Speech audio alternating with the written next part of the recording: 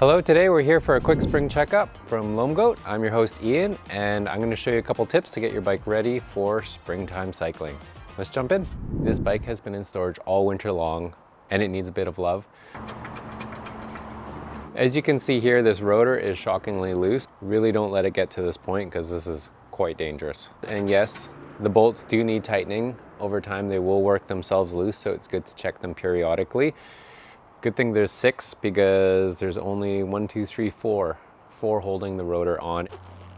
Goat being a disc brake pad supplier and rotors, we have a large selection of bolts.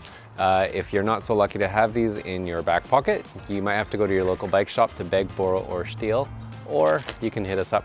I know we just talked about rotor bolts and having them. Other things you might need is a bit of Loctite, because there's a reason why they work themselves loose in the first place, and it's good to check the rest and put a dab of Loctite on.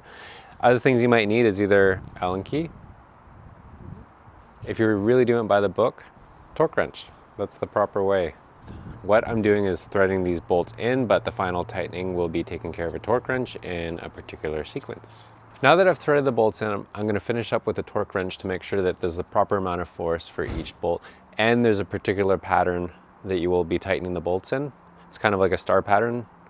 2 to 4 Newton meters is what Shimano recommends to set your torque wrench at. Click. And then so now I've done that one, I want to go over to this one here.